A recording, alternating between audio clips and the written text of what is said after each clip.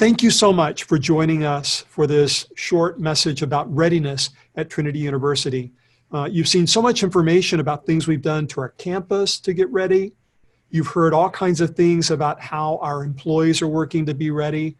But today, I really want to talk with some of our faculty members.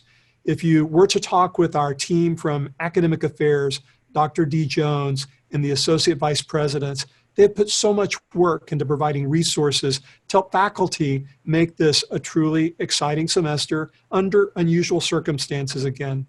So I invite you to join and listen to the conversation with Trinity faculty about being ready for fall 2020.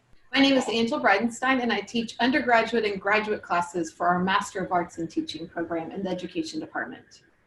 That's great. Thank you. Jack?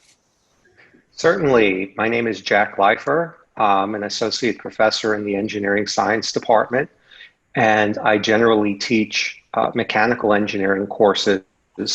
I'm teaching mechanics of materials this semester, primarily to juniors and seniors, and also sophomore level engineering design.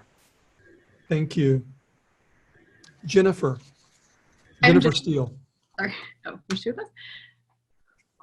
Hi, I'm Jennifer Steele. I'm in the physics department, and this semester I'll be teaching a condensed matter course, which is an upper division elective, as well as our introductory labs, and then I'm also in charge of our seminar course. Thank you. Jessica. Hi, I'm Jessica Hallinan, Associate Professor of Art. I teach all levels of drawing and painting. This semester I'll be teaching Drawing 1, Painting 3, and Drawing 3. Thank you. Dania? Hi, I'm Dania Abreu Torres from Modern Languages in the Spanish program, and I will be teaching the first year experience in Inventing Mexico and also intermediate Spanish too. Thank you. Christina? Hi, I'm Christina Cooley, and I'm in the chemistry department. I teach organic chemistry, and this semester I'm excited to teach both lecture and lab for organic chemistry too. Hi, my name is Jacob Tingle. I work in our Center for Experiential Learning and Career Success and teach in the sport management program. And this fall, I teach one of the sections of Creative Genius, one of the first year experience courses. Thank you. I'm spending time this month talking about readiness for the fall semester. And so it's really great to see each of you. And I'd like for you to just share a little bit about what you've been doing to get ready to teach classes in this unusual and new learning environment. Angela, would you start the conversation? Well, one thing I've been doing is teaching. I've been teaching for the last 4 weeks in our Master of Arts in Teaching program, and we've been in Zoom for an all-day experience. So we've been doing class Monday through Friday, 9 to 4, which is what we generally do. And I was a little daunted about trying to do that in a Zoom environment when it used to be in person. And what I found is that we've been able to translate most everything that we do. We've maybe had to change a little bit or reduce a little bit, but I've been learning with my students, and that's been really exciting to carry on the learning that I started last spring when we switched to an online environment. And so we've been learning to teach together and form community, and I think that's been one of the best ways to practice is to practice, and so I've been practicing. Mm-hmm. Dania, what about for you? How are you getting ready? Well, I have been researching a lot about how to revise the syllabus, how to make it better, planning.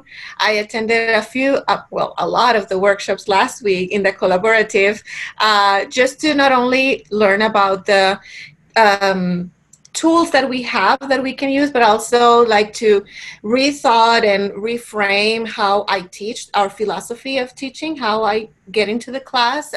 Being in a language class most of the time, we need to discuss with students very closely, and that is not going to happen. I'm going to be teaching online. So just to make how to change the atmosphere in the new class that is not in the classroom, that is online, and to keep that rapport. So I've been reflecting a lot on that and reading a lot and just revising that syllabus to make it work better.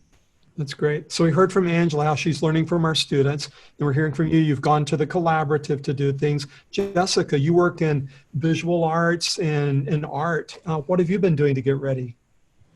I've been doing also a lot of researching, digging around for online resources, of which there are many, talking with colleagues and brainstorming ways to be able to still keep engaged with students and artists and artwork virtually. I've also been doing a lot of research on technology, trying to set my home studio up with the appropriate cameras, so that I'm able to do demos and able to assist students the best I can with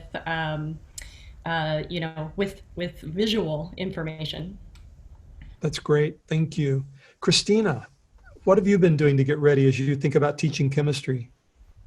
So this summer, we've actually been meeting a lot as a department to strategize together as a team how we might deliver our content for lectures and labs. At first, thinking about more socially distancing, how we might change what we were doing, but then more recently, how we can move some things to remote learning without losing key learning objectives, which is tricky in a science like chemistry and really a lot of hands-on disciplines. So we've been working on that kind of as a team because a lot of our lab courses are sort of taught by multiple instructors and really brainstorming ideas off of each other. And I've also been working hard on acquiring different software and learning new programs for ways that I can deliver sort of asynchronous video lectures as I'm thinking about flipping my classroom for the first time this semester for my lecture course as well. That's exciting. That sounds great. Jennifer, you were shaking your head. You also teach in the STEM fields. What have you been doing to get ready? Similar to chemistry, our intro lab team has been meeting throughout the summer to try to get the course whittled down to the most important things, and we're working with the software that we use actually in our lab classroom. The license that Trinity has bought for us actually means that students can download it onto their computers at home or in their dorm rooms. So we're working with trying to use that in a very thoughtful way so that students can do home experiments as well as experiments in the classrooms for those who are on campus. One thing that I hope is going to happen, our very first lab is talking about projectile motion, and we're going to be measuring the acceleration due to gravity. And for the on-campus students, I hope that they utilize all of Trinity's lovely balconies. So heads up, first 2 weeks of class, our students might be dropping things and timing it. But even with the software that we have through Trinity's license, we can have even our home students do a similar experiment where they maybe don't have a balcony, but they can use video capture to analyze the motion of the projectile and hopefully measure 9.8 meters per second squared as well as Galileo did, but maybe not. We'll see. That's great. So Jack, as you think about engineering science, what have you done to get ready for the fall? Well, there are a lot of people in the discipline of engineering who have been thinking about pedagogy. We have a very active American Society for Engineering Education organization nationally, and they've been offering seminars on best practices just based on what they learned from their experiences at the end of the spring semester.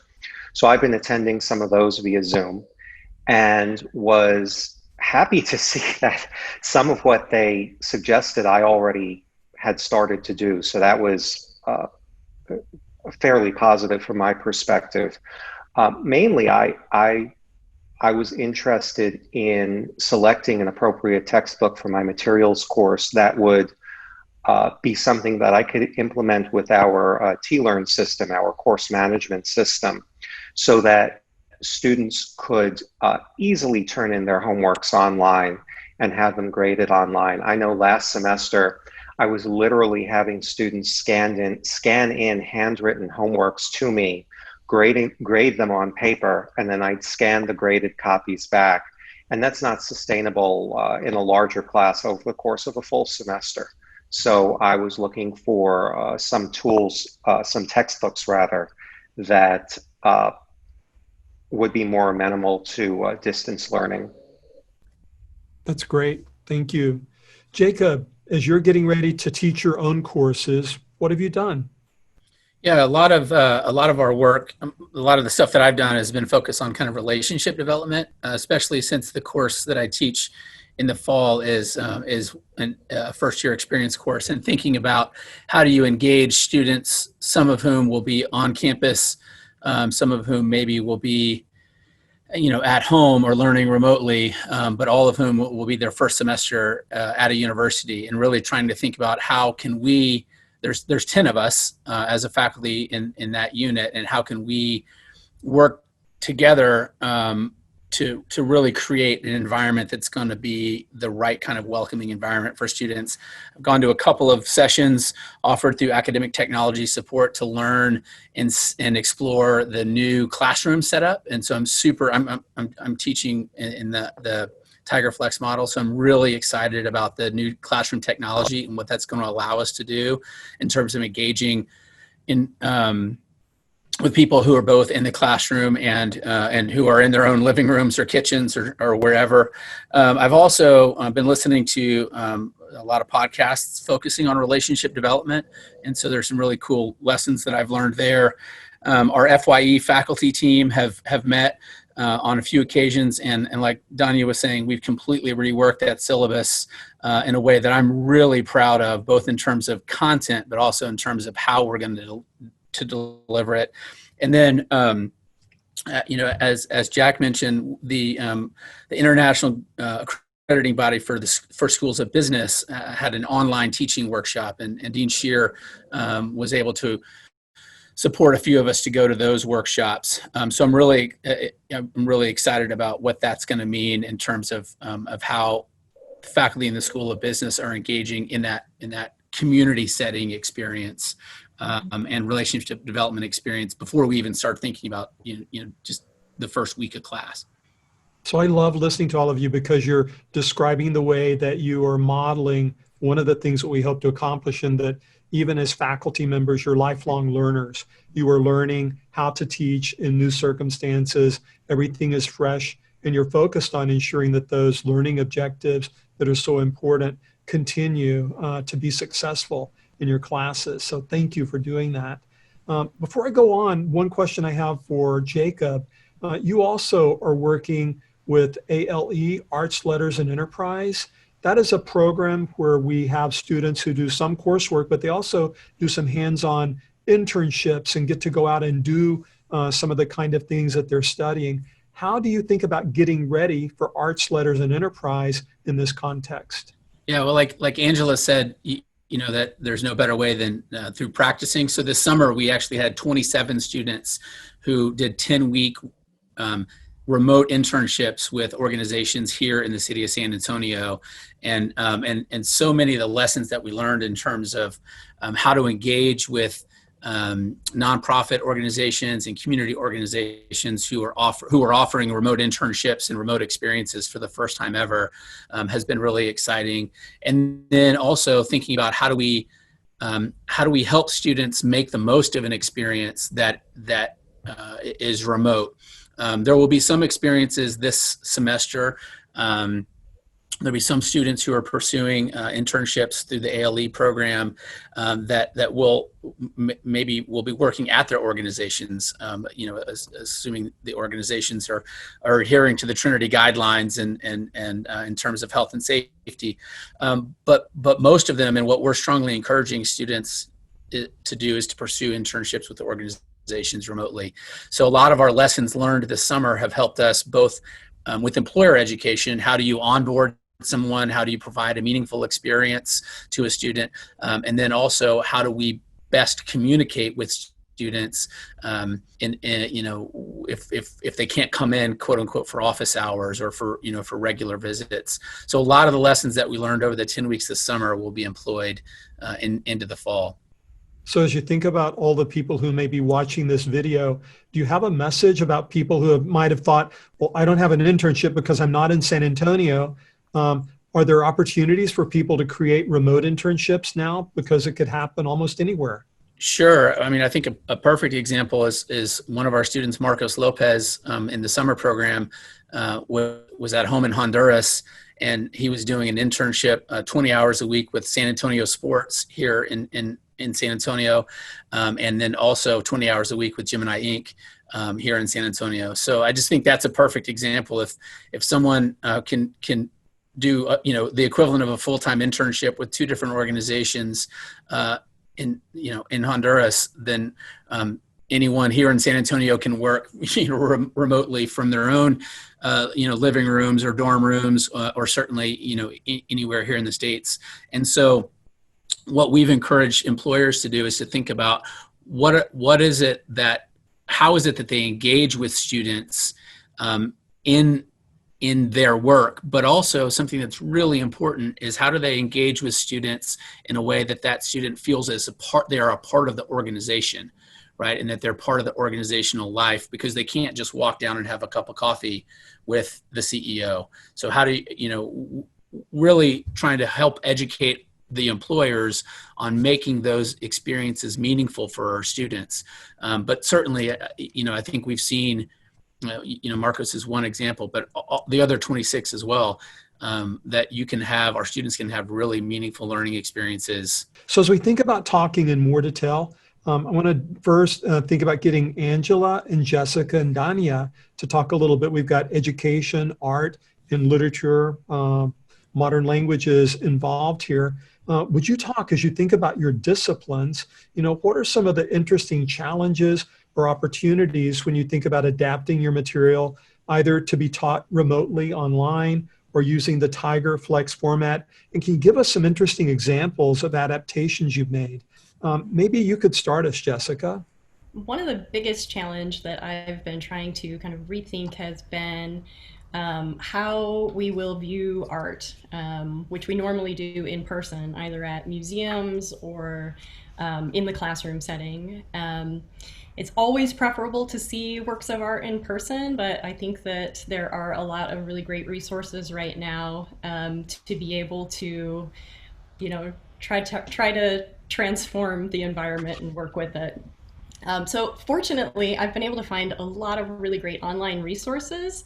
Many museums and art institutions already had structure in place with online presence, and so many of them are making dramatic improvements right now to provide content for viewing exhibitions virtually and engaging with artist talks that are done live. And so I'll definitely be drawing on places like the Museum of Modern Art in New York and the Metropolitan Museum of Art also in New York. And then there are a few really great, well-established contemporary art galleries that I have found that I'll be introducing my students to. Normally I try to kind of tailor lessons within my classes to make the content of what I'm teaching work with opportunities that are of exhibitions that are being shown in San Antonio spaces. And one really positive aspect of this is that, I can find exhibitions and introduce students to spaces around the world who are providing this kind of content. So I'm really excited to be able to do that. My colleagues and I are also talking about how we can provide virtual experiences with visiting artists for our art students, especially for our upper level students, to perhaps engage in studio visits with those upper level students. And then another idea I have is to include as much as possible the Dickey art collection and the works that are already here on the campus, to direct students to be able to view at least some works in person for those that are able to and working on campus.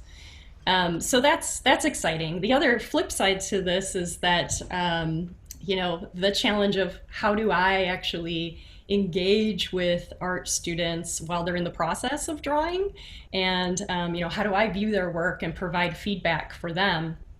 And so the way that I worked with this in the spring, which worked really well, and I'm going to kind of continue to improve upon, is I'll be giving students direction and tutorials and demonstrations on how to actually document their drawings and paintings. This isn't something that I would normally do in a typical semester, but it is a part of being a real working artist. You know, you need to know how to do this to represent yourself. Every artist has a website, and a lot of your viewers are seeing your work only in the digital format. So I'm excited to continue to work with students to learn how to document their work, and we'll be creating a community classroom by sharing all of these works in a shared class folder. So students will be able to engage with viewing each other's works, and I'm going to encourage that they provide either posts, constructive criticism via posts, but I'll also be meeting with students in small group critique settings. And for those of you who might not be familiar with that term critique, that's the main, it's a really important part of the visual art course studio experience, where you are receiving feedback, constructive feedback. You know, what are you doing well in this drawing? What needs to improve in this drawing? And normally we do that by hanging the drawings in person up on the critique wall, but we'll be sharing images through this shared drive, and then breaking the students up into groups of just 4 or 5 at a time to have small group critiques. So it's exciting to listen to you describe all that, because you've gone from, using this experience to actually break down the walls. You can go anywhere in terms of seeing an exhibit. And then you're also going beyond simply using online as a medium of communication, but engaging your students in their harnessing its new abilities for communication, self-representation, promotion of their own creation. So, I love the way that you're really advancing, fully utilizing the medium in that way. Very exciting. Yeah. Dania, what about for you in modern language, literature? Well, we've been meeting a group of professors. We've been meeting like every 2 weeks to talk and discuss how language is going to be taught in the classroom. And the challenges that we always have, or we've always discussed these last few weeks, is that how to make it for them to engage with each other, because it's so difficult to create this community, a strong community of learners, and to trust each other that they will engage in the online format or in the hybrid, the Tigerflex format. So I've been, like Jessica was saying, researching on new technology that would engage them not only through Zoom, but also through other techniques and strategies, so they can practice and review all the language skills that they will be doing. And we've been sharing all this information in a Google Doc, so we can learn with it from each other's experiences, what we've learned from spring, and try to make it better for the fall. And something that we've been talking about is how to engage more in the flipped classroom, which is something that we've never done before, and it's kind of exciting for me because I always try to bring new things in the classroom.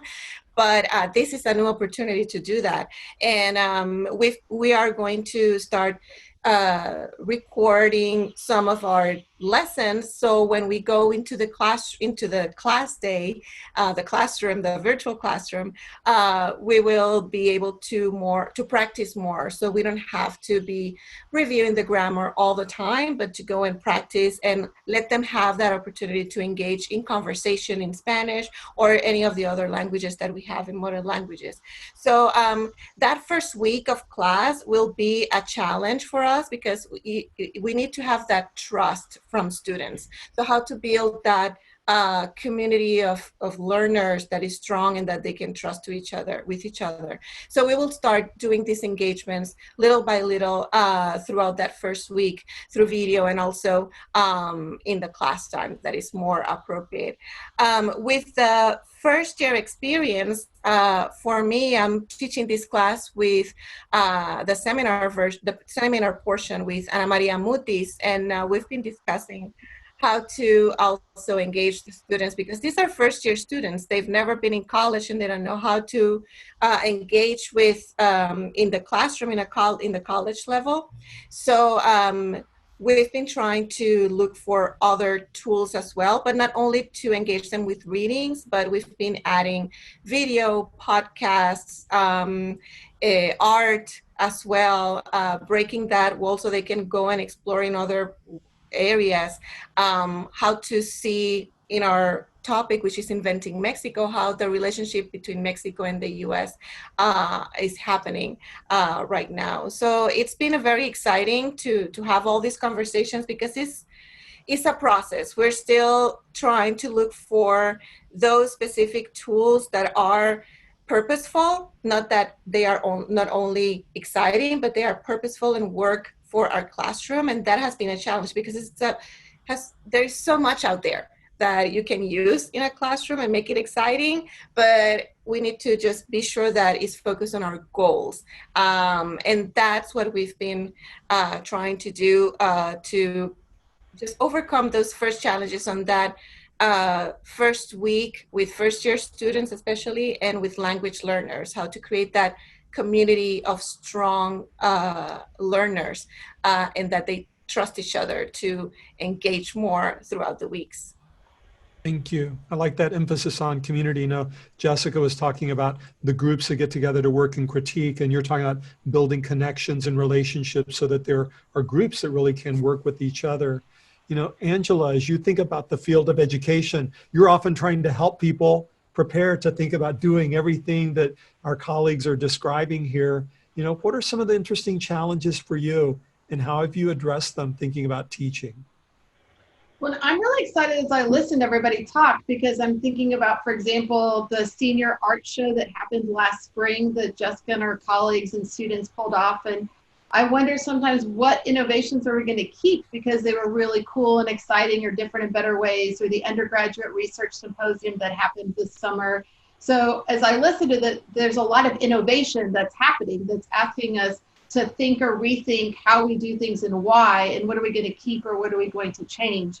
And I have to say, I had a Zoom dinner with my graduates from May, our master's teachers, on Sunday night, and they were saying, you know, we feel really well prepared. We're in all these first year teacher meetings, and we're really grateful for the preparation that we had, and we didn't quite know that the year was going to prepare us as well as it did. They said, actually, we feel like we had two MAT programs, the in-person one that went until March, and then the online one that happened after that. But they said there's nothing that's faced them so far, and that made me feel really good about the experience that we gave them, but also they're actually really ready for the context of teaching that they're about to be in now. So you know, in terms of thinking about preparing them for 21st century teaching, I think that's what we're doing. And still, I got nervous as I was preparing for summer school. I have to be honest. There's some things I really love about my summer session, and one of them is a micro teaching experience where they teach one another, they co-plan a lesson, they co-teach it, they videotape, they analyze. And I said to my co-teacher, well, we just can't do that this summer. We're gonna have to do that in the fall when we're back together again. And then we stopped and we thought about it, and we said, well, of course we can, but it is a different level of challenge to co-plan a lesson and then co-teach it on Zoom to your peers. And I have to tell you that the week of micro teaching was really phenomenal. And what I saw our students do was watch the first lesson that their peers taught, and they took some lessons from it. And then they watched the next one, and they took some lessons from that. So the fourth day, Kristen and Angel, they taught a lesson that was honestly flawless. And I have it recorded. I want to show it at a couple of different venues.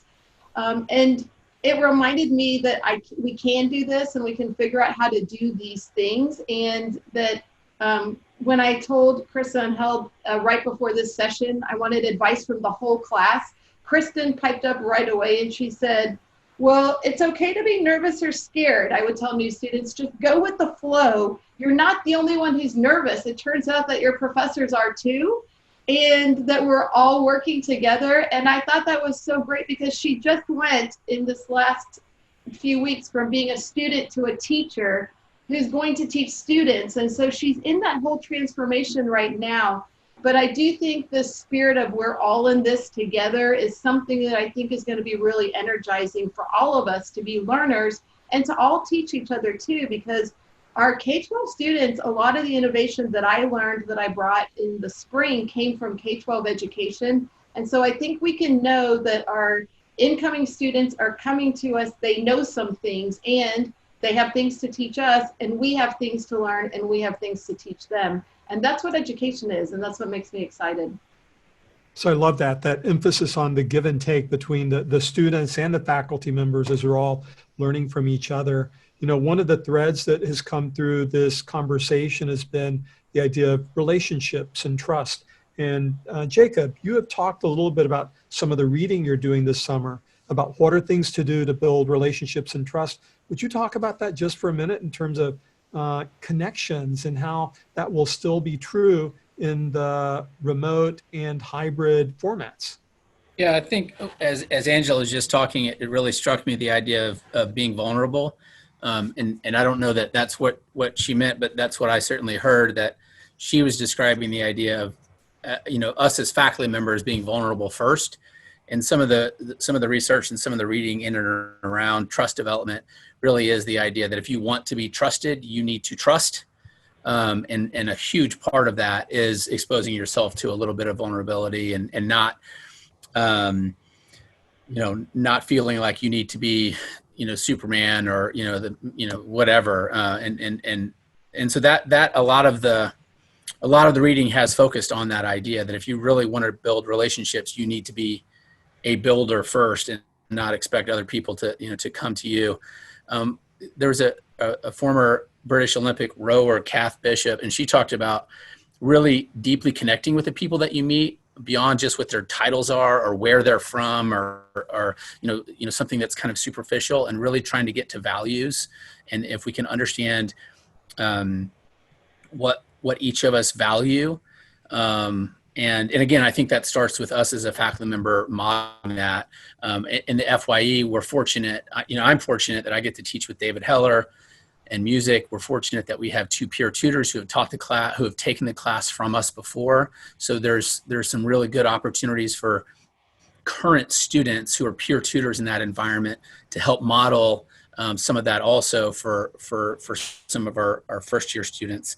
Another thing that I read was by Frank Dettori, who's an internationally acclaimed jockey, and he's speaking about horses, but it was in reference to managing people. And he said that you have to find a key for every horse and realize that every horse has a different key. And thinking about this idea, as soon as he said that, I was just thinking about this idea of differentiated education. And our students are coming to us from different high school environments, different cities, different states, different countries. They're going to be coming to us with armed all with all kinds of different gifts. And so my job as an instructor is to try to help them realize what their gifts are and help them bring them out in the classroom. And so that's a lot of the stuff that I've been focusing on in terms of relationship development and connection. Is it's my job to go out and help people identify what their gifts are and feel comfortable sharing them, by being vulnerable myself first. That's great. Thank you so much. So as we think about our STEM classes, we have with us here Jennifer Still in physics, Christina Cooley in chemistry, and Jack Leifer in engineering science. When you look at the STEM disciplines, they are fields that involve a lot of groups working together. You have all kinds of things that are happening with collaboration, cooperation. Would you talk a little bit about planning and the challenges of your fields? Do you think they're similar or different from what you've heard colleagues describe in other disciplines? And how are you preparing to address those challenges specifically? And maybe you'd get us started, Jennifer. Yeah, it's remarkably similar. I always find this out when I go to faculty meetings that are outside, just like the STEM departments, because we very much in physics, and this is true also in chemistry and engineering, we have, kind of gone away a little bit from just the lecture classes, and we integrate concept questions and group work into the class to make sure the students are getting the most out of each classroom period.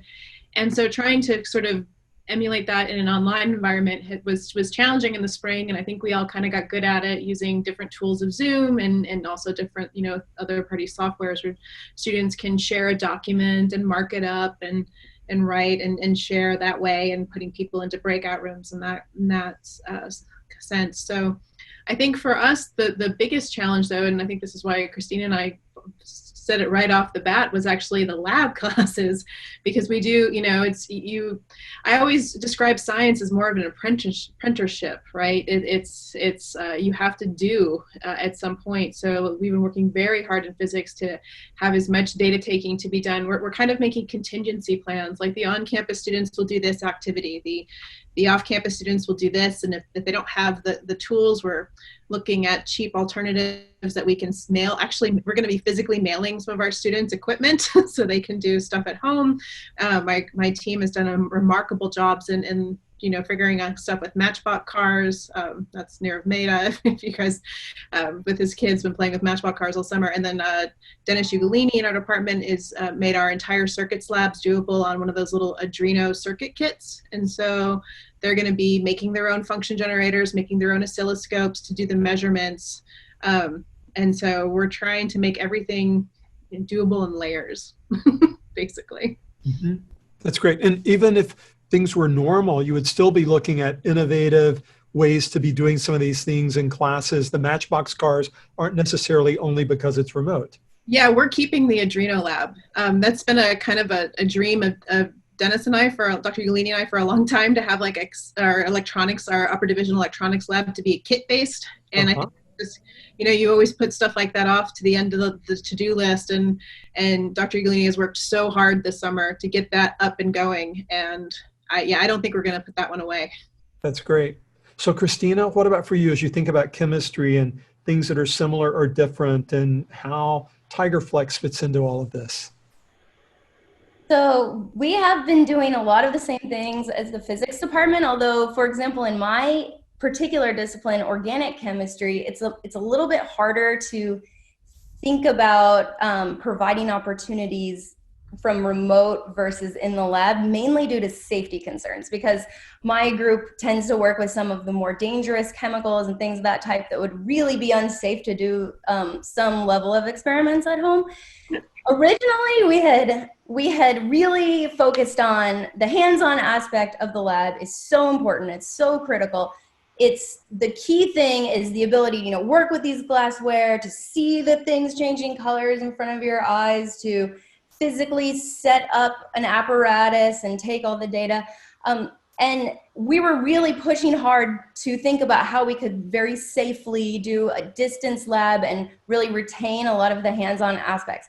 And as the situation has evolved, partially for equity reasons, we've really been increasingly thinking about how can we really deliver the key objectives of our courses in a virtual format, and really to facilitate everyone having access to these things.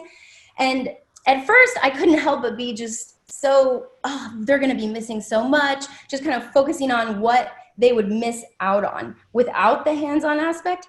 But as we've really been creatively looking at how would we deliver this online, we've started to really get excited about the opportunities that this challenge kind of provides us to really sit down and evaluate exactly what we're doing and why we're doing it, and pull out the very key objectives and focus on those. And then also we have some space and time to add in additional things into our curriculum that we would love for the students to get exposed to that we didn't have the space to do earlier. And so, for example, in my synthesis lab that I teach, it's really kind of a culmination of a lot of techniques that students learn, where they really set up a whole reaction and they make a product, and then they get analytical data on that product, and then using all of these clues, kind of like a puzzle, they solve for, well, what chemical must I have started with if I made this compound in my reaction? And so it's a very individual sort of class that a lot of learning goes on in office hours, because every student might be making a different molecule, and so all of their spectra might look different. And so for example, what I've started to realize about that is that there's some examples that are I don't want to say easier or harder, but some analyses are more complicated than others. And I feel like there are some very key learning objectives that some people are kind of forced to think about in order to kind of solve their problem. But other people might have an easier path, and theirs is much more straightforward. And so I realized that people were not necessarily getting the same key like things out of each experiment. And so when we stopped to think about this, we thought, well, maybe they won't be physically doing the hands-on lab, but we could develop these interactive group activities where they think through things, and we could tease out some of these special scenarios where I think they learn key objectives and have people work on like activities to kind of have everybody learn sort of the same key objectives of each class period. And then we're also going to be able to add in some like two-dimensional spectroscopy techniques that we've never been able to really show the students before, that I think especially for those that are going on to graduate school, it would be great for them to have exposure to these things. And so instead of thinking of it as what are we losing, I'm thinking now that this is really going to be just different in some really exciting and cool ways. And then as a department, we're committed to on the back end, so we know that this cohort of students, when they are able to go to their next lab course in person, we're going to modify the in-person courses to kind of pick up some of the hands-on aspects that we may have lost. And so we're committed to kind of like changing things for each group to give them in our what we think is the very best of all the worlds of exposure, so that in the end, I think some of these students might come away learning things more deeply and thinking more critically about the techniques that they would be doing in lab, because instead of physically doing it, now they're going to think about, you know, why am I doing each step much more deeply? And so I think in the end, students can come out of this learning even more, even though there are aspects that they're missing out on, but I'm getting really excited about the opportunities this provides. And I know for sure that we're going to keep a lot of this kind of redoing of our experiments. And a lot of this work will be on the back end, even when things go back to normal, so to say. I think a lot of these improvements are going to be permanent, and we're going to be very thoughtful about incorporating what works into the future. It's great to hear you talk about that, because you're, in a sense, are describing ways that you're thinking beyond the class unit as a boundary, and you're talking about that continuity of knowledge throughout a sequence of courses, and also that new addition of things that in the past you weren't able to do. It's so wonderful that now there is space for that. So Jack, as you listen to Christina and Jennifer talk, what would you add in terms of the perspective from engineering science? Well, a lot of what they said really does resonate.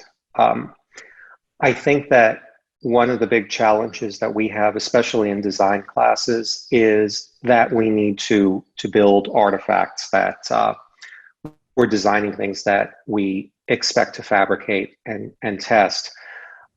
In my sophomore design class, I know we've worked with Goodwill Industries for many, many years and have had students design projects that could be implemented by Goodwill Industries to help their workers do their jobs. And that's been very successful. We've been doing it for 10 years or so.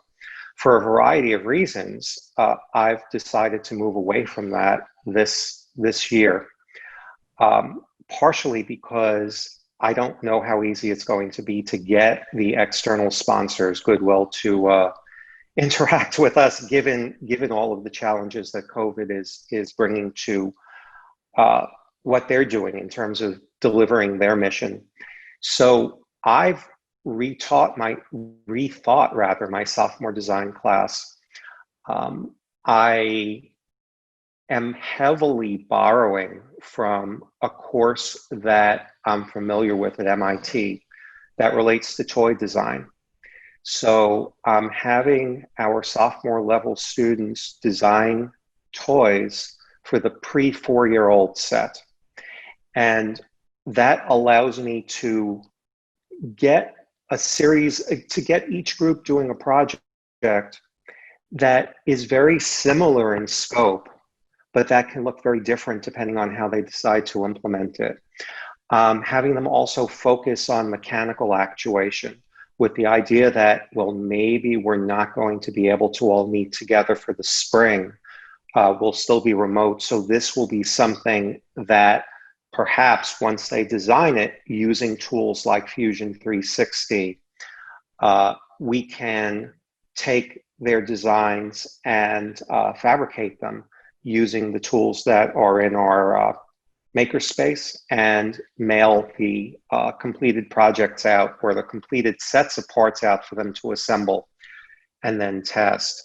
I've also had the opportunity, given the fact that we are going to be a remotely delivered course, to add certain things, certain topics that I want to see all of the students know. In other words, how do you design a certain mechanism to get a certain type of motion? If you have one motion being input, how do you get another motion that's output?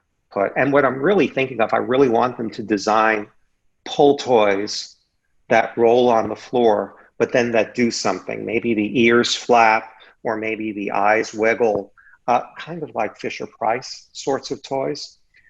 But as part of that, we can get into the theory of design for children, the theory of play. We can certainly get into codes and standards, because if you're designing for a 2-year-old or a 3-year-old, you want the toy to be safe, especially if it's put in their mouth. So we can have extensive conversations on those topics. We can talk about collaboration again on Fusion 360, which is the computer-aided design tool that we now use. And we can also talk about a variety of fabrication techniques that they can use to manufacture their object. So in doing this, we're getting, again, each design requires them to use the same sorts of sets of skills and sets of tools. I'm not having to worry about one group doing a computer-based design, another being purely mechanical, and then another being electronic in nature. So it's more focused in that way, or it's more uniform in that way. But I'm also giving them a set of skills that I think are going to be very helpful to them. So I'm excited about this. I'm excited about this new project. And once we're over this COVID mess, it may be something that I keep. It may be something that we keep. And then involve Goodwill in some other way, because I certainly don't want to abandon that relationship. That's been very good for our department and for Trinity and for Goodwill for the past decade. Well, it sounds like it is interesting as I listen to all of you, the work that is involved in staying fresh, up to date, but also the incredible creativity. You focus on your learning objectives. You focus on new ways to accomplish that goal. The work of mailing things out and doing back and forth with students, just that commitment to deep engagement in so many ways. I really applaud you for all that you're putting into ensuring great success of our students in fall 2020. One of the questions that I wonder about is, Jacob, as you listen to all this, what would you say is going to be the same at Trinity and Universal? Yeah, I just, as everyone was talking, it's just, again, this idea of really continuing to evolve and innovate and be creative, that I think has been one of the hallmarks of Trinity forever. And I just, as everyone was describing what they were doing, I've got just chills thinking about, like, oh my gosh, this is so awesome. And that I love the colleagues that I work with, that there's so many reasons to, I guess, be less than optimistic or less hopeful or whatever, and not about Trinity, but just kind of, higher ed in general or whatever. But as everyone on here was speaking, I was just thinking about, that's something new and that's something better. And I think everyone mentioned that this is something that we're going to continue, even like Christina said, when we're, normal again. So just that sense of optimism and innovation and creativity amongst our faculty is what I heard as something really similar, that has been part of the Trinity experience, and it sounds like will still be going forward. So I would like to ask you about We've made a lot of investments in technology changes in our classrooms.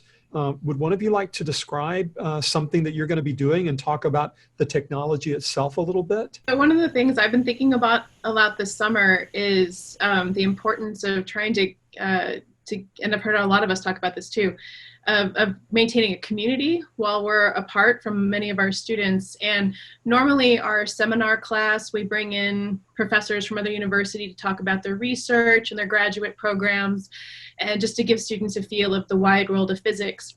But I decided this semester that we should maybe keep it home a little bit. So we're going to be running it more like a journal club.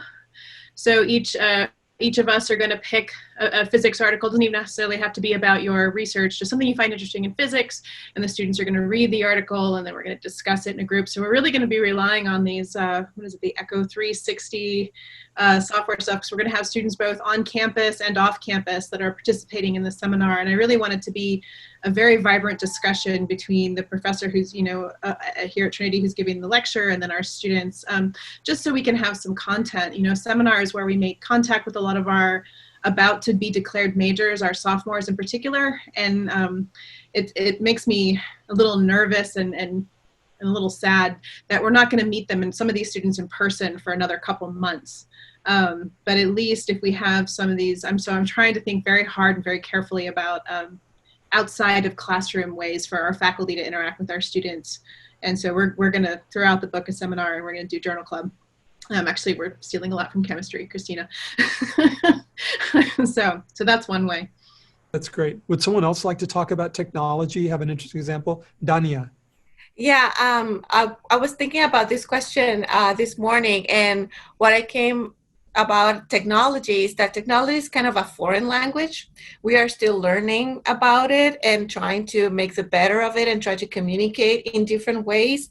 But still we have our native language, so we're kind of struggling. So it's always that negotiation between the native language and the foreign language. So what we've learned throughout foreign language learning is that the simpler the better. So the best thing to communicate is to be straightforward and to take those things that are simple and communicate efficiently. So that's how I approach technology, and I've been thinking about how to do it in the classroom, is to use those tools that the students are already familiar with, but in a more creative and engaging way. For example, we have all the Google suites. Now we have the Google Docs, we have the Google Slides, but I've also tried to incorporate what my daughters have been using in their own teaching and learning, which is Google Classroom. So it's very straightforward, and you can use it for anything. So I will be using a journal to engage students in more Spanish reading. So it will read a very traditional short novel in Spanish, very straightforward. It's also inclusive. It's about Black women. So we're going to be talking about those discourses as well in intermediate Spanish too, but they will be going to Google Classroom and engage in the journal with questions and reflection, so that I can see what they are doing, and they will be evolving very quickly. No report, so we don't have to have the document exchange, but mostly on the virtual classroom. And it's very simple and straightforward. But I will also try to use more exciting ways like videos and creating podcasts and other little things that will be coming around the semester that I think would be important also for them to engage and to learn about, because it's a learning experience for us faculty and for them as well to engage in technology and to engage with more tools on how to this new world that is coming about is going to be. So yes, technology is a foreign language. I think it's something that I will be using this whole year. That's great. So let's shift the point of view to thinking about our students for a minute. And I'd like for you to think about what advice you would give to a student who is getting ready, and they know that they're going to take at least one or two of their classes in a remote learning environment. What advice would you give that student? Jack, do you have a word of wisdom? Don't multitask. Turn off all the other screens. I've heard a lot of talk just in watching the media that online courses aren't as good as being in person. And I think that the experience is exactly what you make of it. I sit here, I have what I like about Zoom is that it's a democratizing process. Everyone has exactly the same view, and the professor isn't sitting in a special position. He or she is just distributed among the rest of the students. If you're in the what is it, the whatever mode we're in, where you can see everyone. Gallery? What is that? Gallery. Gallery mode. Thank you. I was thinking of Matrix because it looks, or Hollywood Squares or something like that, or Brady Bunch, the Brady Bunch mode. If you pay attention, I really feel like we're all here together and we can maintain eye contact and we can look at each other and we can have a conversation. And I encourage the students to really give it a chance, but to give it a chance, they have to treat it as if they are in the classroom and focus. And I realize that it isn't easy for everyone to do that depending on what kind of environment they have around them. But if they can isolate themselves in just a room where they can really focus on what's going on and try to shut out everything else, including the phone, including the television, that's what you need to do. It's remote activated teaching. It isn't really online, especially if you're synchronous. It's really intentional what's happening in terms of curriculum and pedagogy and equity. And it's really substantive and meaningful what our faculty and staff and students are trying to pull off. And there's a real sophistication and elegance. And one of my students asked the other day about teaching curriculum, can you use the word elegant? And I do think when you listen to the faculty talk, I got so excited. I want to take Christina's class, but when I think about it, that's as a student, but as a colleague or someone who studies education, what she was describing about the innovation in her curriculum design is really, really substantive, sophisticated, elegant, and intentional. And I'd want to go to Trinity in fall 2020, and I know that's what people are asking. People who have students going to college, my friends are saying, should we just take a gap year? Should we just wait? And I'd want to go to Trinity in fall 2020 for just the reasons that you heard. So I hope that we have this to look back at, because I think we're going to say, why didn't we do some of these things before? And we've been forced to do it, but we've risen to the challenge. And I think that's Trinity. We're a teaching and learning community. We are a residential community, but we're going to take all of those things into this. But I'm not surprised, and I'm so blown away by what I've heard. And so I think we're going to have this in the archives to say, because Abra keeps saying, put all this in the archives, right? We're going to say, wow, do you remember what we did before? Because why did we do that before? Why didn't we do this sooner? And I think this has been an opportunity that people have seized. Thanks also to all of the resources that we've been provided at Trinity. I mean, the collaborative jumped into gear right away in March. You gave us a week to stop and think about things and redesign. So there are a lot of things that happened from that immediate point on, but I'm truly just blown away and so impressed, and just humbled and thrilled all at the same time. Yeah. Thank you, Angela. I just want to end by thanking all of you for participating in this conversation. It is very exciting to listen to your ideas. There's creativity going on. There's genuine compassion and caring for the quality of the experience that our students are going to have. I think that Angela captured it well, talking about the intentionality of the way that you are reimagining and redesigning the classes and the curriculum to work in a new environment. And there was a great emphasis on what it takes to be genuinely inclusive of everyone. All of the ways that you're making attention to access and equity for all of our students. So I just want to thank everybody who is taking a moment to watch this video, for joining us. It's exciting to be at Trinity. It's exciting to know how committed our faculty are to every day accomplishing the goals that have defined Trinity for over 150 years. Even in the midst of a pandemic, we still remain a force in motion. Thank you.